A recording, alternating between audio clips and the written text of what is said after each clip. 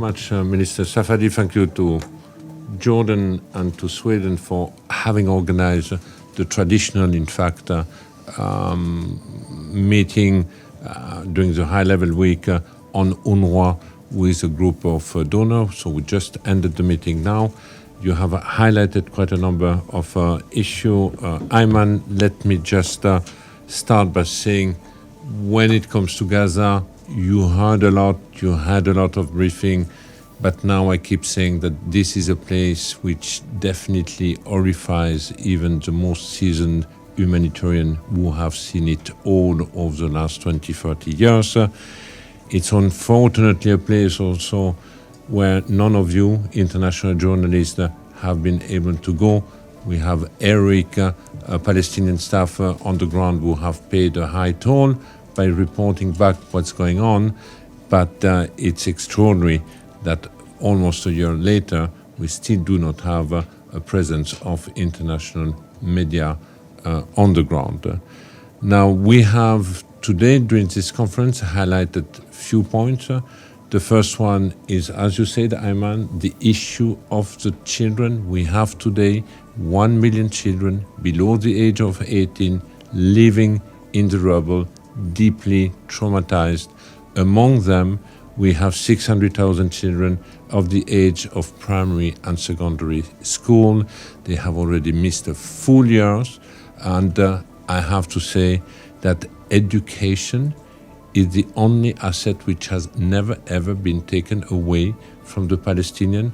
A lot has been taken away, but not education. And here we are nearing a situation where an entire generation might be sacrificed if they are not brought back to learning. I was telling members today that as far as UNRWA is concerned, we are now calling the children to come back to some learning, but obviously learning in this environment is extraordinarily difficult, but we are trying to make sure that they lose as little as possible, or at least salvage some of them, because if we do not bring them back at a given time into a learning environment, this will only be sowing the seeds for more resentment, hate, or possible extremism in the future.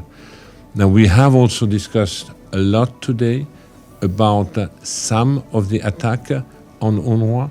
As you know, they are relentless. They come from every corner. It's not just operationally, the staff, the premises, and our operation per se, but they are also brought at the political level. They are brought at the legislative level. They are brought into the smearing social media campaign and so on. I have warned the participants today that we should not make a mistake. These are not just attacks against UNRWA. They are attacks against the broader United Nations system. They are attacks against the broader international community. They aim first at stripping Palestinians from the refugee status, but secondly also they aim at weakening or putting an end to the aspiration of the Palestinian for self-determination.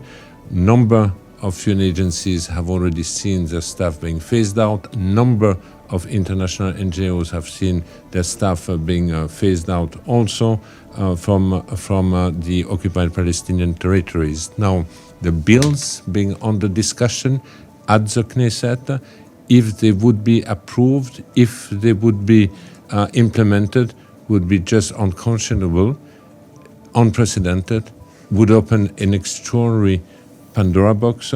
As you said, Ayman, a UN member state designating a UN agency mandated by the UN General Assembly as a terrorist organization would not only weaken the instrument of the broader multilateral system, but it would also open an extraordinary Pandora box and with the risk of becoming a new standard in any other conflict or dispute situation across the world, and discussion were taking place in order to see what that would in fact means and what should be what needs to be undertaken to make sure that this does not happen. Last but not least, we were talking obviously about the finance when we have this kind of meetings. The shortfall between now and the end of the year is about between 60 and 80 million dollar. The agency is covered at least till the end of October. I will need to have few follow-up now with a number of countries to make sure that we bridge the gap between now and the end of the year. I was also highlighting that the forecast for 2025 is a little bit grim for the time being, because we have a number of donor countries having indicated that they enter into an austerity period, austerity budget, meaning that some of them will have to significantly decrease their overseas budget or humanitarian budget in the year to come. Last but not least, just operationally, because I have been asked this question now a few times about Lebanon. Of course, how fears are now, our collective fears of ours are now unfolding under our eyes with the spiraling of the war in Lebanon. As far as UNRWA is concerned, we have now opened a number of shelters in our camps. There is no movement yet of population from the camps like we have seen from the Lebanese population from the south going to Beirut.